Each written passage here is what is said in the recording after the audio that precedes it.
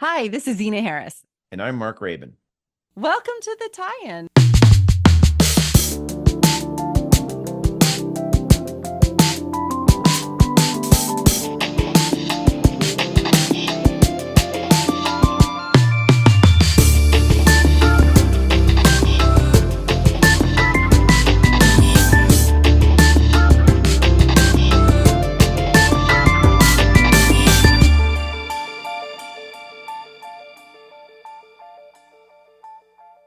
Happy Sunday Happy as we're Sunday. recording this, even though our podcast is coming out on Tuesday.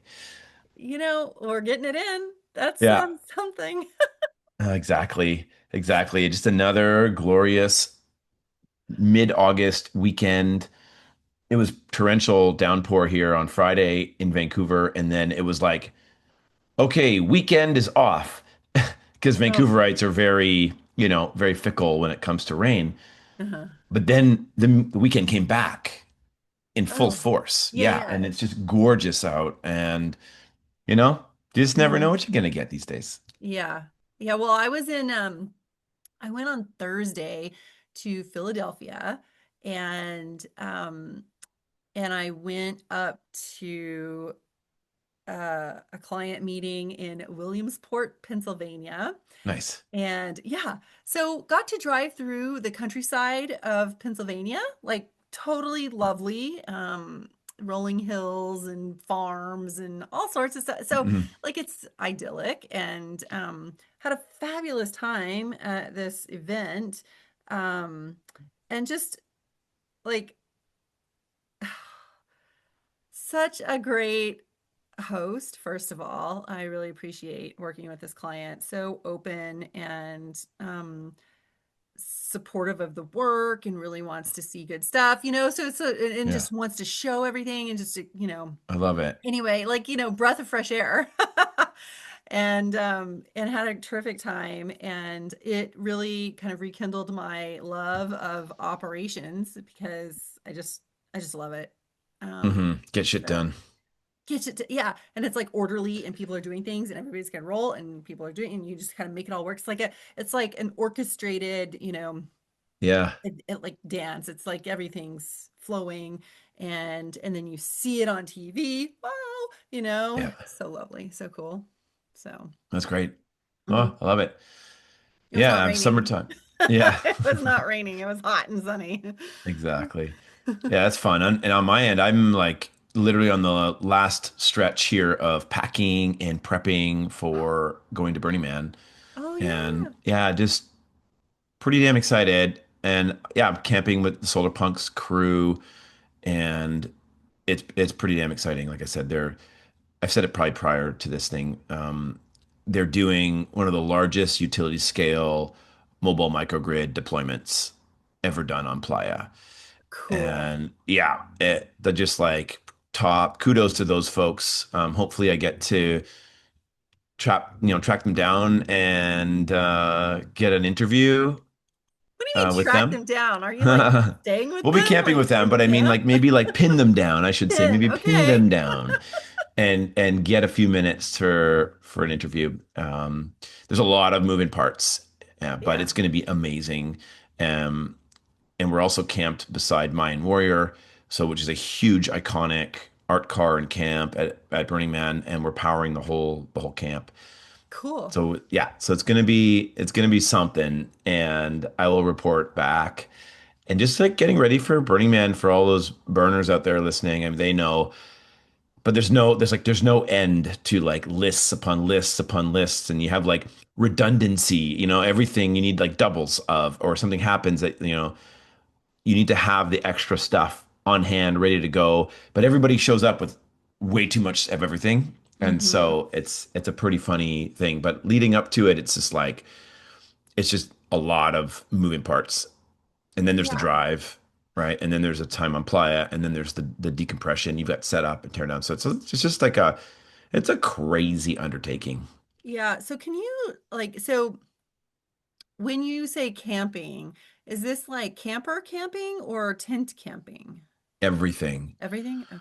everything. People are in tents that are like little backpack camping tents, all the way to Okay. like industrial, like you were landing on the moon kind of reflective space tents with like air conditioning to people have RVs, trailers, like every single thing you could ever imagine is there in some form or another, but it has to be mobile, right? Uh-huh. It has to be able to be packed up and driven in, pulled in, whatever. Yeah, but there are like 53-foot RV, super like fab RVs, and there are like 60-year-old RVs around there too, and Uh-huh. old stuff. So it's kind of everything, but it is like a very hostile environment, and it's hot, and it can be cold at night, and you have to be prepared.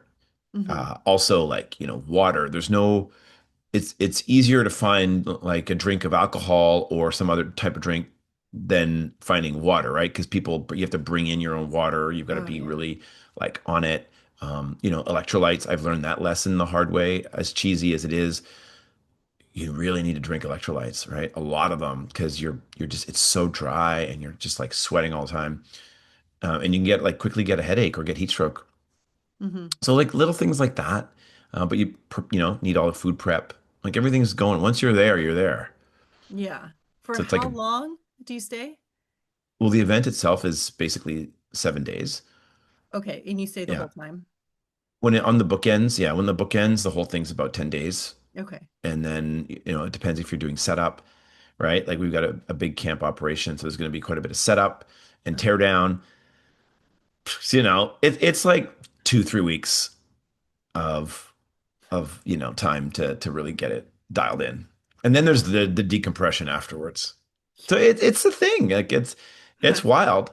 But I always say it's like basically it's definitely the wildest, awesome event in our galaxy for sure. I Okay. don't know about other galaxies, but I'm pretty sure it's in this galaxy. Okay. And you're going. I'm going for my fifth time. Whew, Yeah. pro. Yeah. Yeah. But I've learned a lot of lessons over the years and still learning. Yeah. And I'm just going to meet up with there's going to be so many rad innovators. Like, I think that's the thing we've talked about this on this show before and Yeah. talked to Ryan Wartina from Dragon Wings and, Andrea Genie, he's going to be out there. He does, Okay. right? Like, Yeah. if you guys remember from our Coachella interview with him, he's going to be doing power as well out there. And just literally all the innovators in this off-grid, redeployable infrastructure space are there. Hmm. So that's kind of what excites me, and it's a playground for innovation and to try things, and things break because it's so hard. The environment is harsh, and this alkali dust gets into all the littlest electronic parts. You have to really like harden your tech. And I Yeah. think that's why it's an epicenter of sustainability and renewable energy. So yeah, we'll see. I'll report back, and keep my eyes out, see what's going on Yeah. Playa. Definitely want to know about the new stuff that you find. Yeah, cool. Well, that'll be fun. Yeah, reach out to me if you're on Playa and want me to come by and check out your stuff. Cool. Well, Yeah, that's fun. That's yeah. fun. So I'll Well, be offline. Yeah, I'll be offline from like 18th to like September at some point. yeah, well, I mean, it's actually a good time like to take a little break from interviews and whatnot. It's back to school and Hmm. that kind of thing for me. That's what I'm focusing on. I've got a ninth grader this year. Woohoo! So we're Hmm. getting into Jeez. all the like, high school, welcome Hmm. meetings and all the stuff. So that it'll just, I'm sure that take up some time and then I'll catch you when you're Yeah. back in And then we've got a September. busy fall, right? A busy So, fall that's starting to be lined up yeah. with various things, like including New York Climate Week. There's South by Southwest in Australia. That's, Yeah. sort of in the peripheral. Um, there's Dervos Uh-huh. in New York as well. This is like a distributed energy resources Oh, type Toronto conference. Climate Week is coming up Toronto too. Climate. Oh, okay, cool. Toronto Climate Yeah. Week, and then there's a sustainable production forum, Vancouver, Yep. Toronto. Toronto Yeah, so and lots of opportunities to Vancouver. interact and Yeah. check out what's going on. Yeah. I'm excited because I love being out there talking to people and like hearing what they're up to and just get so much energy from it. And Yeah. people are doing the really cool things. I don't know. It's fun. And we've got for this upcoming conversation here in just a minute, we've got Hmm. Jillian Clark talking Yeah. about Great costuming interview. and sustainable fashion and all of that. That's super Yeah. cool. Yeah, it dovetails in. We want to always, that's one of our sort of areas of interest. We've done quite a bit of stuff around set reuse and that kind of Hmm. thing, and always keen um, to engage on the fashion side and the sex. That's a huge part of production, Hmm. and we still have to do a panel on that. I think that's one of our things we've Oh, got to yeah. lock in. We gotta lock in. Yeah. I mean, all of this stuff is so cool. Anything like what's really fascinating me is circularity and kind of unpacking it in these various elements. Like, what does it mean in fashion and, costuming and, all of that sort of creative side. And then what does it mean on set? And what does it mean in, you know, the, I don't know, like if the food world and like Mhm. connecting it all and I'm organizing these systems. This really goes back to my earlier comment about like operations and how things are running and what's coming into that system, like all the nerdy stuff that I'm just fascinated by Yeah. it all. And what is like we don't have a ton of data on it yet, Yeah. just broadly speaking. So this is all just, to learn. So Yep. I I love know. it. It's we're just Yeah. figuring it out in real time, y'all. We're totally, we are. Well, good. Well, good to see you. Yeah, And you too. Yeah, and any guys, like I said, anybody out there who's going to Burning Man, please feel free to reach out and happy to meet up. yeah, Or Mark, should we? come by Solar Punks, the solar station where you can charge your e-bike, your art car, your mutant vehicle. Just come charge your phone, your electronics. That's going to be at 2 and K. That's Solar Punks Camp 2 and K. All right, little All insight right. for all you burners out there listening. And you're checking like what social media platform, LinkedIn or like how do people get in touch with you? Yeah. Yeah. All of it. All of it. Even the tie-in email, right? Oh, Will be it'll directed to me totally, too. yeah. So But I just either way, just find me on the internet. he's out there, guys. All right, All very right, good. Gina, take care. Well, here we Thanks. go to Jillian Clark.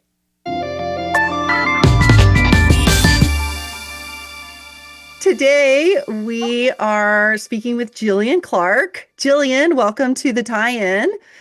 Hi, thank you so much for having me. Yeah, Jillian is the founder and CEO of Roboro. She leads the only US-based company building scalable end-to-end solutions for the textile waste crisis.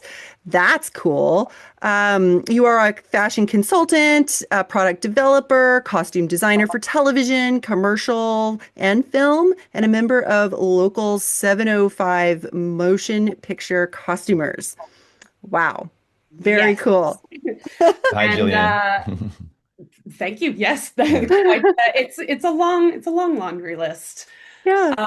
I will say by the time this comes out, we might my union membership might have changed where, Oh, you know, we're adapting with the we're Hmm. adapting. it's all still in flux, but as of now, yes. Very cool. Very cool. Well, I'm curious. Can you start off? I mean, I want to hear about your journey and how you got to where you are. And I also am very curious about the name of your company.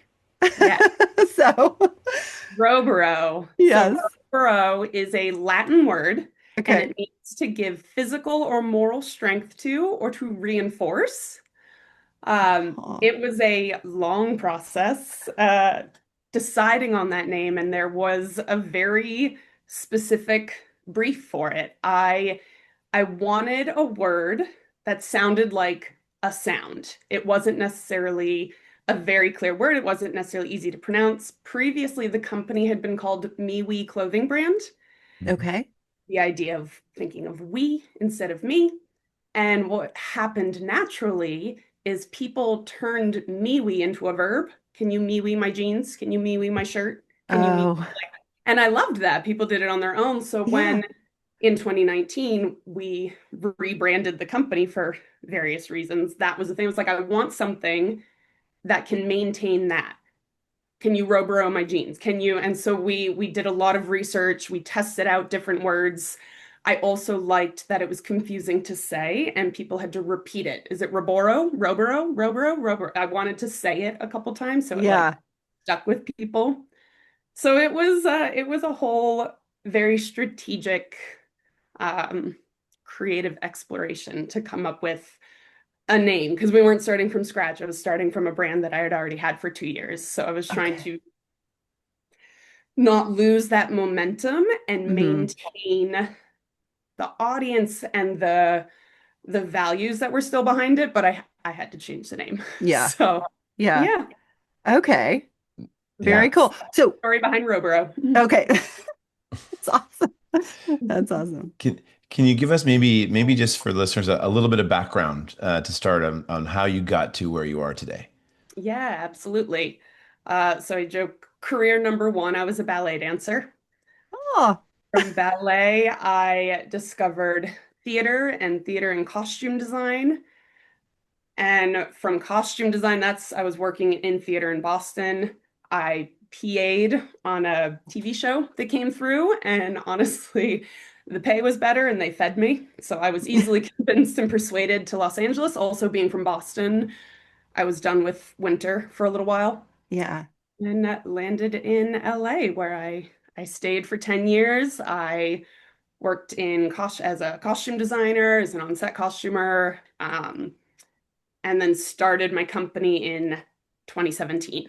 And it has continued to evolve since Yeah. then. That's the very, very high level overview. Yeah. Yeah. Well, so just in that, so you're still working in film and TV and production world, but through your company or directly like hire, how does that work? No, it's a good question. It is through me. Okay. So Roboro's mission is to keep textile waste out of landfills. Okay. Okay. As a costume designer, I work with textiles, I work with clothing. Mm-hmm. So I can apply Roboro's approach and philosophy to Mm-hmm. my design work. I'm not going to Okay. be shopping from fast fashion.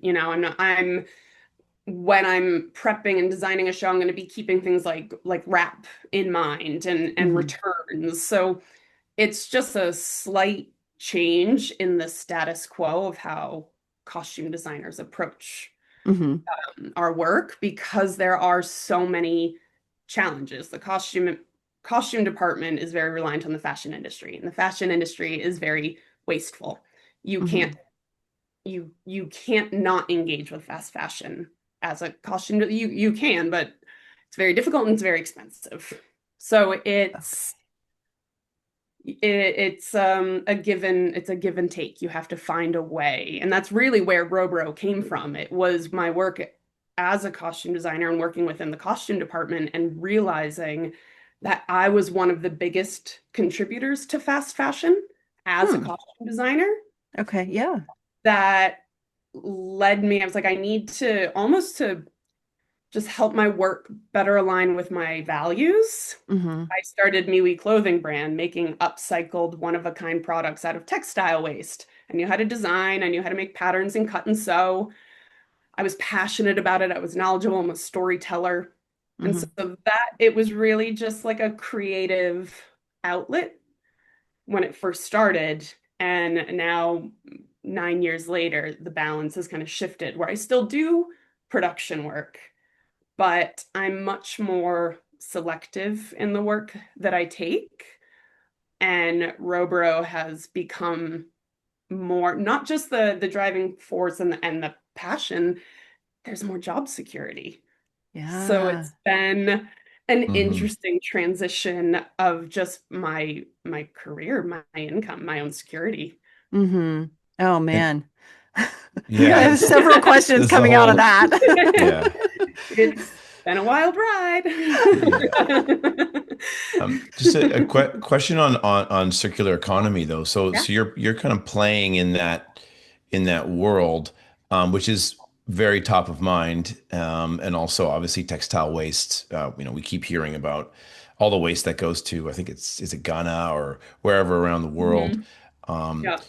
and but where's Roboro based right now? Are you in the East Coast and Yeah. So you're I playing that am circular? currently in Massachusetts. Right. What is great about Roboro and its current state is we act as an agency. I don't have a brick and Mm, mortar.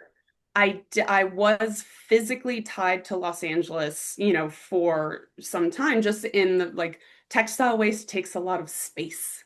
I mhm, joke that I'm a glorified trash man. I collect the dead stock, the scraps, the clothing, there's lots of companies now that take secondhand clothing in good wearable condition. That's not what Hmm. we're trying to address. I'm not trying to find the stuff that's got a high resale value. There are business models for that. I'm looking for the stuff that is literally going to the trash and mm, trying to come up with circular solutions. So that has required storage space. Um, but over the years and figuring out what works for the model, what works for me, and how I can continue my work in production, and how I can continue my work with Roboro, and how I can maintain my sanity, I've let go of the brick and mortar, and I've really been working with this approach that Roboro's philosophy and solutions can be applied to any market. When I left LA 2 years ago, I left just before the strikes. You know, Mm-hmm. we knew they were coming, mm, and I was very much in a position where I had to make some difficult choices. I knew personally I was not going to be able to afford, as a single woman, to live on my own and pay LA rent Hmm. if my primary income was about to go away and maintain my company. I've had my company almost 9 years, but I've never had investors. I've never had business partners. Anything I make gets reinvested back into the company. And I made the choice to move home, focus on the company, and ride out the strikes. And Hmm. that's now, been over 2 years. And on my drive cross country, I used that as an opportunity to do market research across the US. Every city I wow. stopped in, go in and talk to the shops, meet with the zero waste stores. Yeah. What is being done in each city? I ended up staying in Denver for 2 months and Oh, meeting with this company, Tersus Solutions, and I ended up doing a pilot program with them. Um, I've had the opportunity since leaving LA and saving on that rent to travel to Europe a fair amount and learn what's going on in Amsterdam. And there's an amazing organization called Fashion for Good over there. I've had the opportunity to go to Textile Exchange Conference and the Global Fashion Agenda and just really dive into what what other solutions are happening in other cities. What are the needs? What are the challenges? And how can Robro plug in? Hmm. It's a very long way to say where we're based. I currently am in Massachusetts, and that's where I'm operating out of. Hmm. But the solutions that we're developing are intended for across the US and, hopefully even, globally. Yeah. Yeah. Oh my gosh. So many questions. Let's see which thread should I pick on first? From what you said about, traveling across the country and traveling around the world, kind of picking like learning from various places, various organizations, these sorts of things. I'm curious if there's like a through line, if people are speaking about, reuse in the same way, if there's something you learn, any kind of like, trend that would be helpful for us to know. I just, it's so interesting that, I can imagine people are approaching things in different ways just because of the resources that are around them, right? Absolutely, absolutely. And you have to approach it from different ways. Mm-hmm. This is not this being climate change, sustainable fashion, innovative solutions, right? The speed at which technology is changing, the speed at which the planet is warming, this isn't a market that can be too saturated.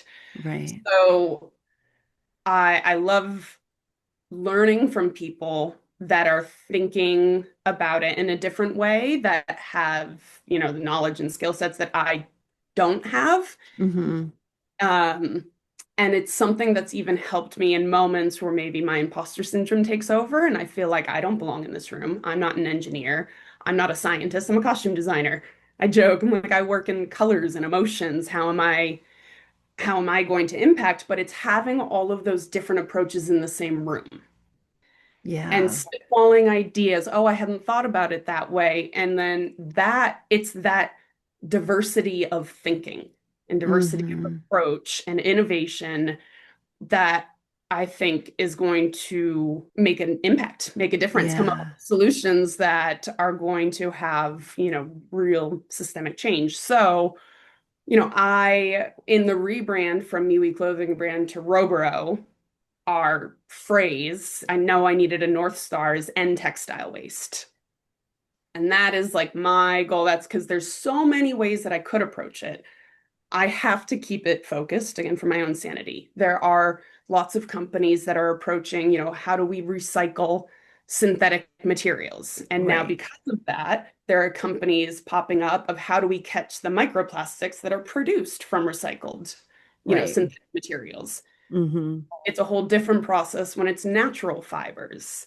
Mm-hmm. We're now reuse, I think, is kind of still the wild, wild west, right? Recycling materials into new fiber is a proven model.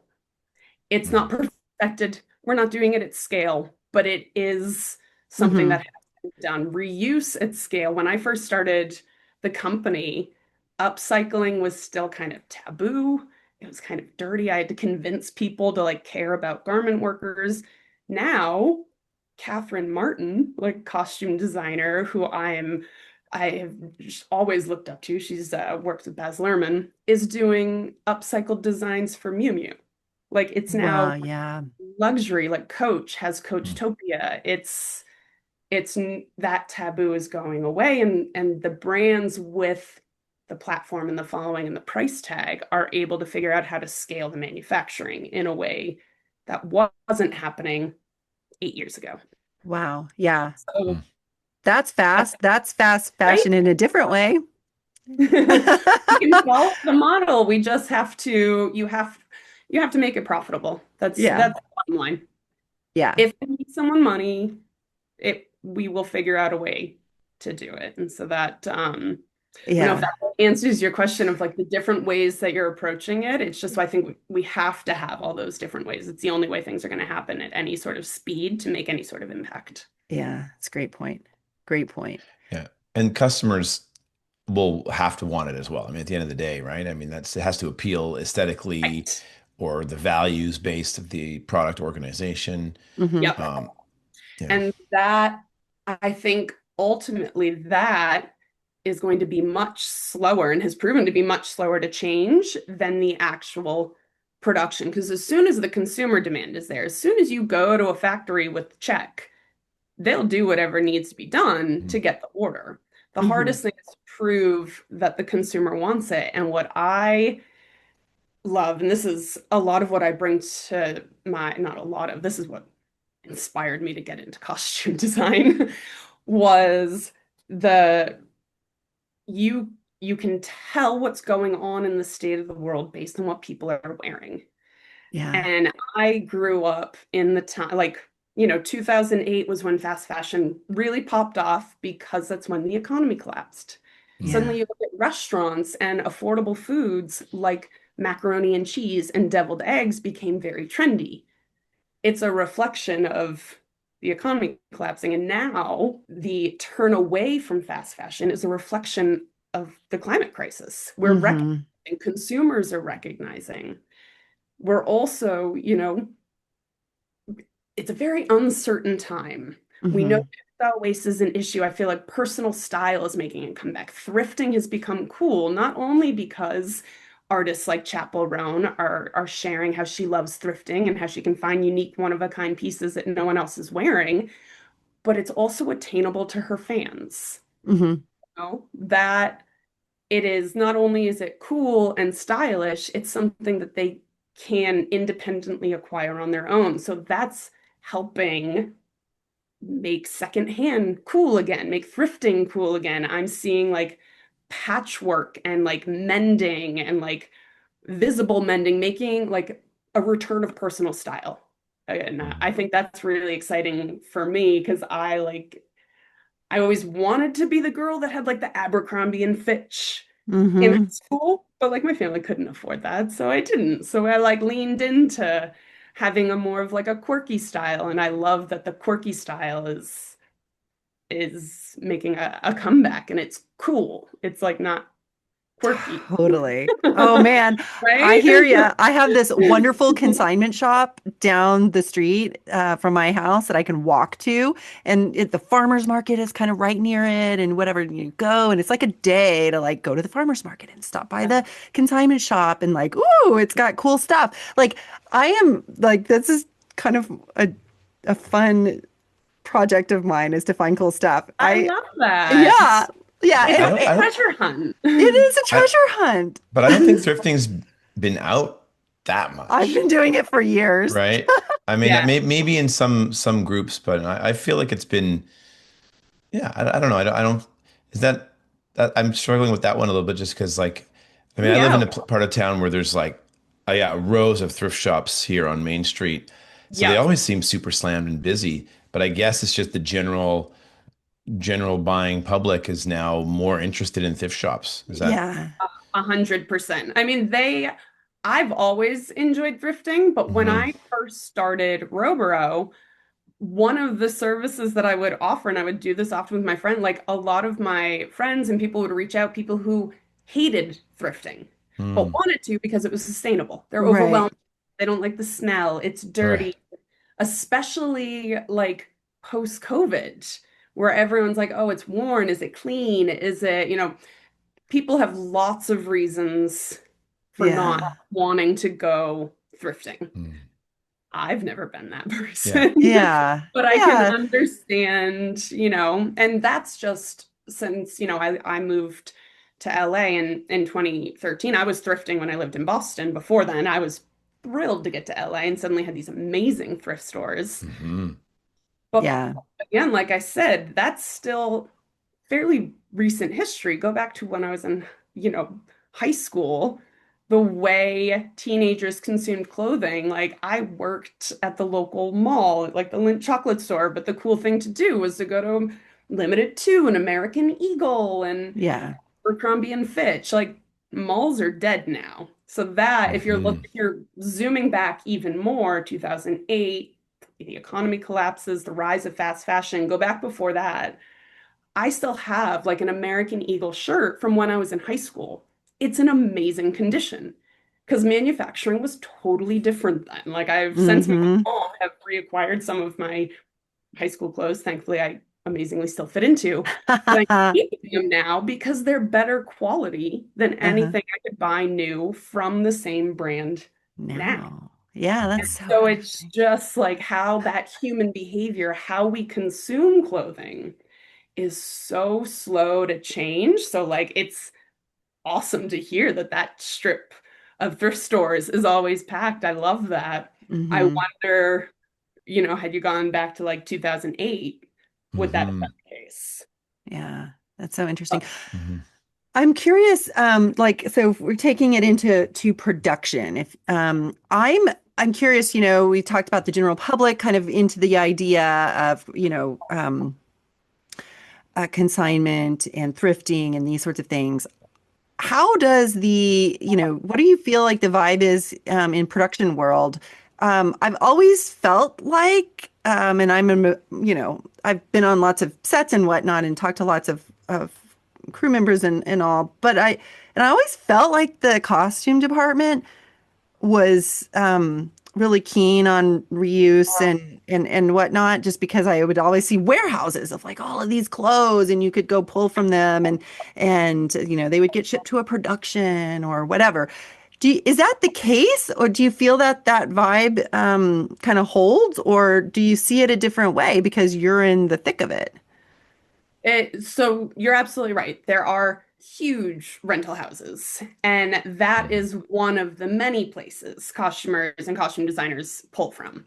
Hmm. Because when you're putting together a production, depending on the script and how many cast members are there, do you need multiples for looks? Like rental houses are great for certain things. Hmm.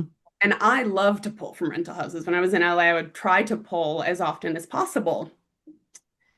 It's not always right for the job Yeah. for a variety of reasons, whether it's the budget, whether it's the timeline, whether it's location. Um, it is one of the many resources in a costume designer's tool belt. Hmm. The easiest, most frequently used tool is fast fashion, has been fast fashion. And like I think this is slowly starting to change. The reason being there are so many locations, so accessibility. Hmm. When you're shopping for a show and you're doing fittings, you want to pull a size range for actors. Okay, so this actress told me she's a size 6. I'm also going to pull a size 4, and I'm also going to pull a size 8 because every brand makes Hmm. its own Mhm. sizing.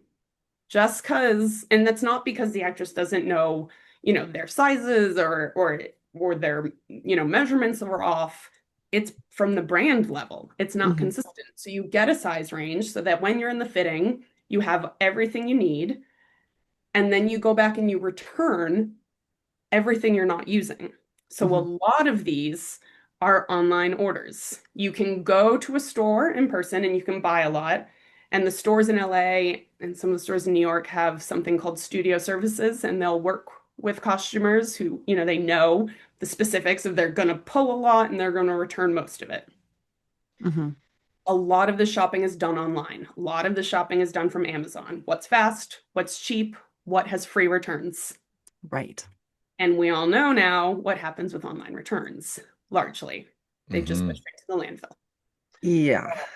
So because why, and this was my what first kind of when I was still working full time in production, the first thing that made me pause was like the business practice. I would try and kind of funnel some of these Hollywood budgets into the more sustainable brands, the small independent brick and mortars. There's Hmm. great shops around Mhm. LA. But if you're then returning a lot and you were taking away from someone's commission or you're taking away from a small business, I was like, this isn't a good business practice. And that's really what led me down the rabbit hole to realize, like, oh Yeah. God, I am in Topshop at the Grove every week doing a huge purchase and a huge return and a huge purchase and a huge return. And that is a costume designer's bread and butter. So while you do have access to these rental houses, you're limited to what they have. Taking things out on approval and then bringing them back in time and not getting hit with fees and charges. Fast fashion is just more at the production speed. They want it Interesting. Mhm. now, they want it cheap, and they don't want to think about it when it's gone. And so Right. it's Interesting. yeah. It doesn't have to last. Mhm. There's these shops here that have like the clothing from production that just gets sold at discount Yeah, as yeah, that's well. the wrap. That's the wrap, right? So those are all Yeah, the clothes that yeah. were used or maybe different sizing and then they were just sold at a discount, not returned to the original store. Well, so a lot of that clothing, when a production wraps, sometimes that a lot, most of the time, when a production wraps, the costumes all are inventoried, packed up in case, and put in storage in case they need to do reshoots. Hmm.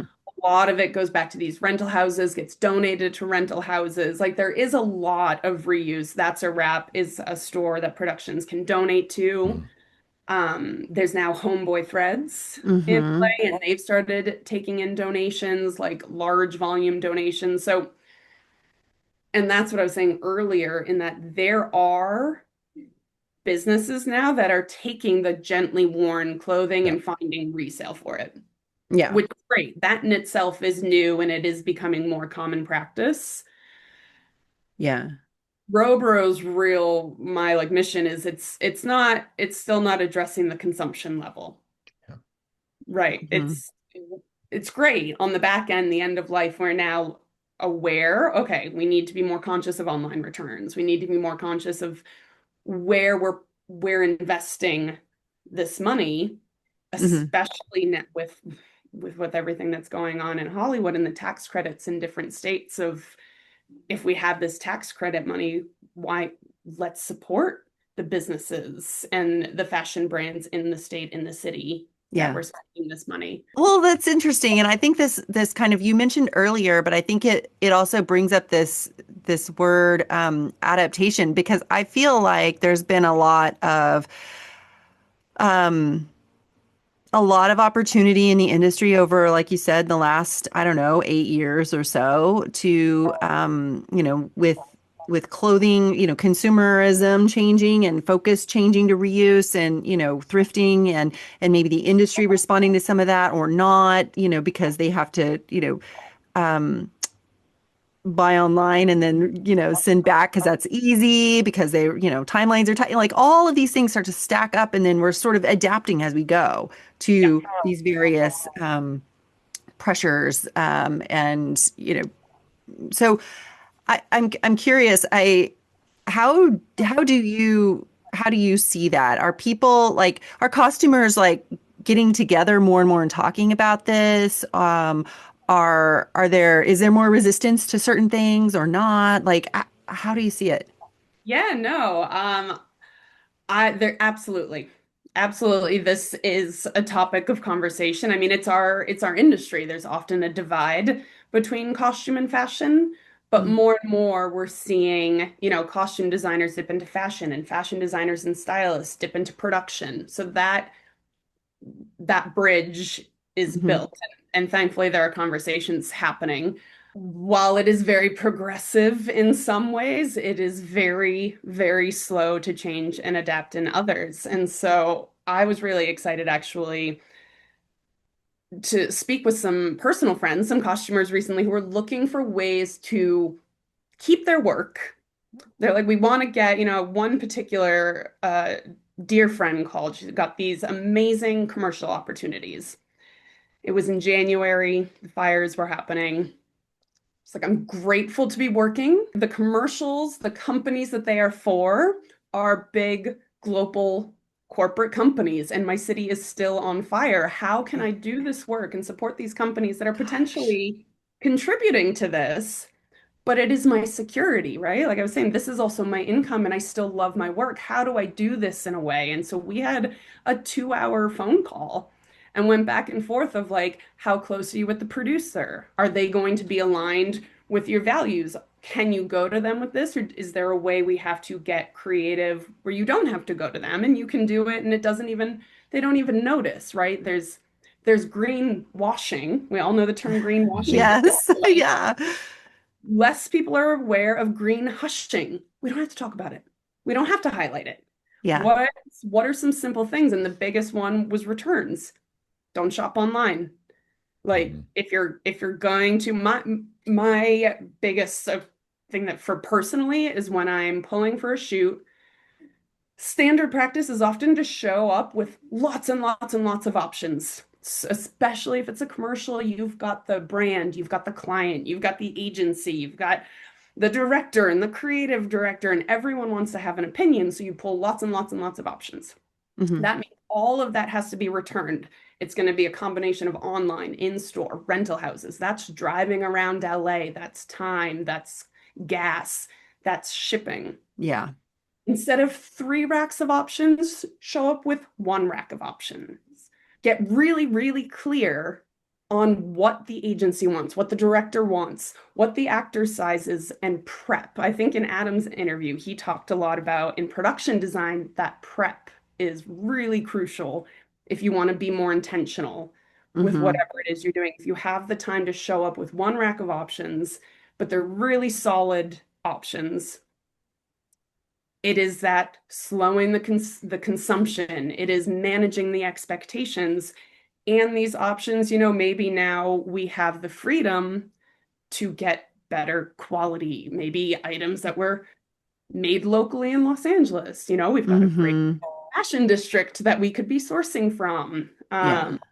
So like that's a really small change is shop less, provide less options that you have to, but that's not always going to work if you're working for an agency that wants lots of options. Mm-hmm. I Mm-hmm. encourage personally, again, I encourage other designers, if your budget allows, don't shop from Amazon. Don't shop from fast fashion. Try and build relationships with the smaller local brands that maybe they're not used to working with productions, they're not familiar with studio services, but if you have the time and the patience and the care to meet with that business owner and talk to them and Mm-hmm. explain what studio services is, and if you let me come in and pull a rack, I'm going to return most of it, but I'll pay you a restocking fee. Like Mm-hmm. independently owned businesses don't have the time to like troubleshoot with costume designers, and costume designers don't usually have the time to troubleshoot with a business owner. Yeah. So there's a Yeah. real disconnect. Yeah. That's such a But good point. yeah, so there are ways to do it that Mm-hmm.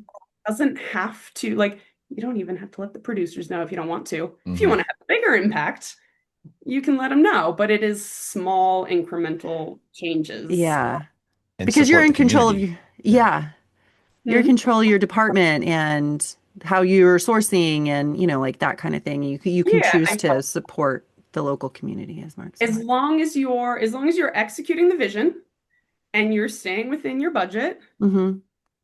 you and you, the costume designer, the department head, you've got your wardrobe supervisor, you've got your key and your shopper.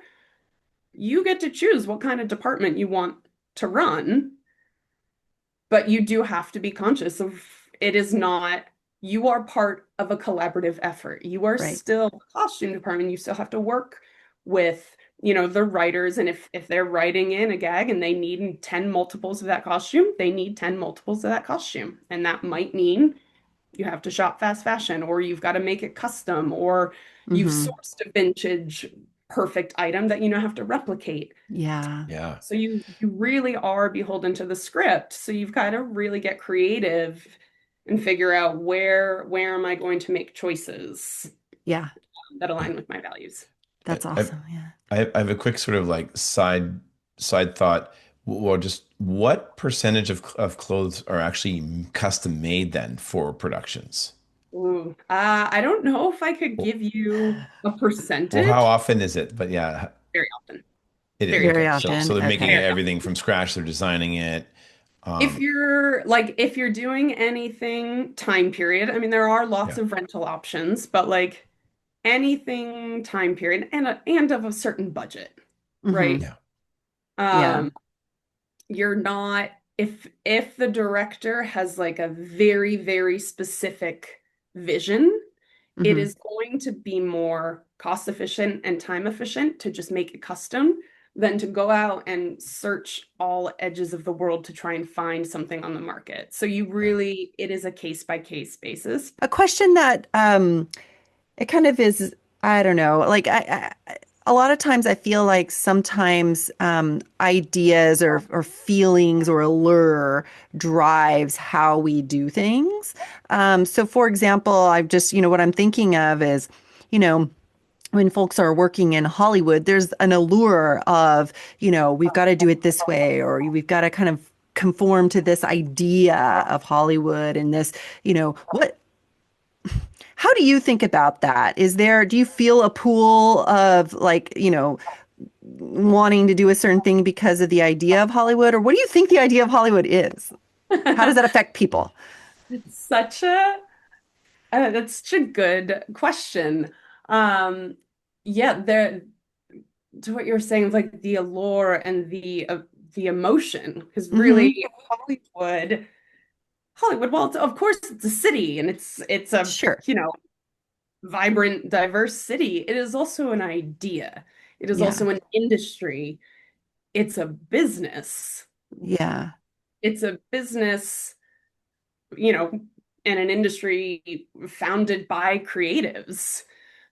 So it's gonna be chaotic at times. I mean, all businesses and industries are chaotic. Sure. But like, I've worked on shows where we joke of like production carnies. I think Adam was talking about how you like jump around from like job to job, state to state. We don't have coworkers the way most people do. It's a Yeah. very different lifestyle.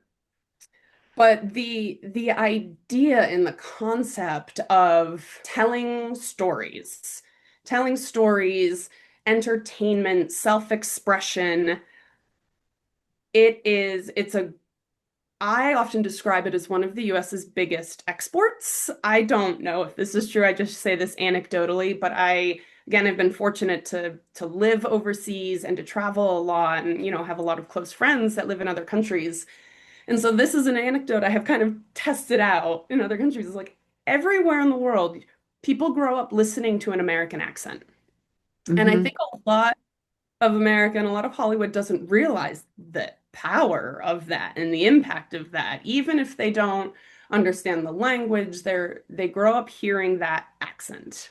Hmm. And that is powerful.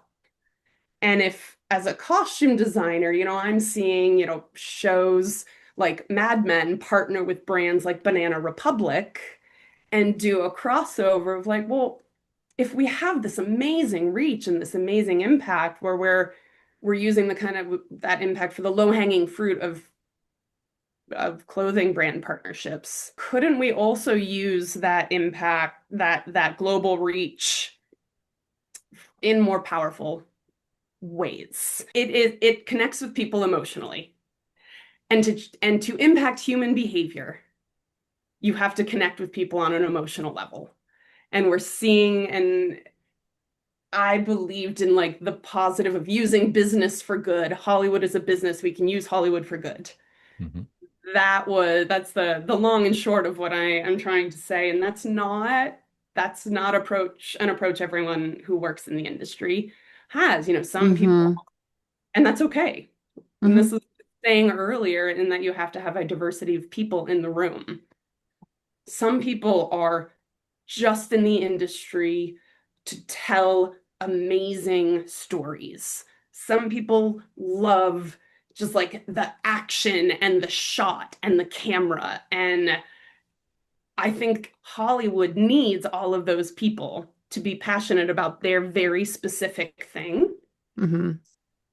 because passion is contagious. And that's where I'm saying of like this global stage, this global impact, Hollywood it's alluring and it's emotional because the people who are creating that industry are Hmm. alluring and emotional, maybe a little messy at times, but like what artist isn't? Yeah. And I think that's part of the draw to Hollywood. It's not what, a lot of people the criticisms of the glitz and the glamour and the celebrity. It's so much more than that, Hmm. but it is once you're there easy to get caught up into that. And then that Yeah. becomes kind of the status quo. And this is industry standard. And especially once you're living there, it becomes survival. It becomes Hmm. security. And so then it is possible and it's very easy to lose sight of how the people that are driving the industry, the energy that they bring into it is going to be palpable globally. Hmm. Hmm.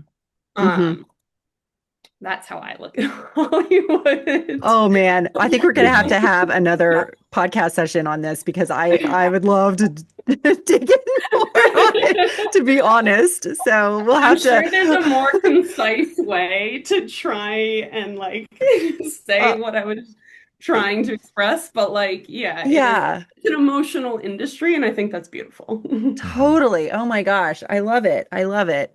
Um, well, we ask almost all because I think we skipped it a couple times, but we ask everyone a question. Because we're just trying to understand, and it really helps from different perspectives as you're pointing out. um so the question is, if you were to create a playbook for, let's say, costume design, what would be like the first one or two points on your list? So I have a personal kind of professional motto in the way that Roboro has end textile waste. Me, Jillian, as a designer, is what we wear and why we wear it. Mm, And I think that is kind of a really good approach for a costume designer when you're first looking at a script and you're getting to know the character, is you have to get to know the character in that way of what are they wearing and why are they wearing it? Are they wearing it because it looks good? That's okay if that's the reason, but is that character someone who's going to care if it looks good? So I think that's like maybe number Yeah. one. What does the character wear and why are they wearing it? I'm going to throw, it's not specific to costume, but just for production in general, because I think it's been a rough couple of years. Sure. And we all love this work and production work is hard. Be like, be kind to your crew members, be kind to each other, work together, collaborate, leave your egos at the door. We're a very lucky group of people that get to be professional storytellers. Yeah. Now that I'm back home in Massachusetts, I'm happy to be back home, but it is very much like labor. I'm not surrounded by creatives. It's a very different life. If you are fortunate enough to be a professional storyteller and work in production, like, it can be hard and it can break your heart and it can be devastating, but like, be kind and be gentle with each other. We've all chosen a very difficult career path. So while it's not specific to costumes, I think that could apply to every department in production. Yeah, probably everyone everywhere, right? Like I Yeah, think we of all need a course. little dose of that. Of course. Yeah, yeah. But yeah, that's so good. That's so foundational, right? Like we are people. We're all doing this. Yeah, we're people and we've kind of made a wild choice in our Yeah. career. So like, let's do this together and like rebuild that collaboration and that camaraderie and that creativity. Yeah. I love it. Yeah, I me love too. it. So cool. Thank you, Jillian. Thank you. Thanks. It was so lovely chatting with you both. Thanks I for know. putting up with my tirades and my tangents. I know I can get very distracted when I'm talking about things I'm excited about. That's No, it's perfect. great. It's this is really the point of this podcast is to bring forth these ideas, these, perspectives and showcase, give a platform to people doing great work. And So, Yeah. thank you for doing it. Thank you for creating the space. And, like I said, I've been listening to the episodes have been so validating and educational for me. So all right. Mhm. thank you for creating the opportunity. Yay. Well, thank you. Yeah. That just makes our hearts sing. I really And appreciate it. yeah, thank you. Sure. And hopefully we're planning to have a fashion-based panel as Yeah, well. we need to So have, that's something that Very we'll excited. start putting together here. Have you Yes. Mhm. back on. Yeah, because we got to dig into some of this stuff, and it would be great to There's so hear much. There's other so people's much to thoughts. talk about. We've like barely scratched the surface. I know, I know. So teaser for those listening that we're gonna dive in a little further soon. So Yeah. very cool. And Thank you. and and maybe Jillian, where can people find Roboro or Yeah. find you? Yeah, so we're on Instagram at robro_official. Our website is robro6.com, the number 6 for our 6 tenants, which are our brand pillars. And then my personal website, jilliankclark.com. Awesome. That's where you can Great. find me. Awesome. Well, Thank thank you. you very much. Amazing. Thank you both so much.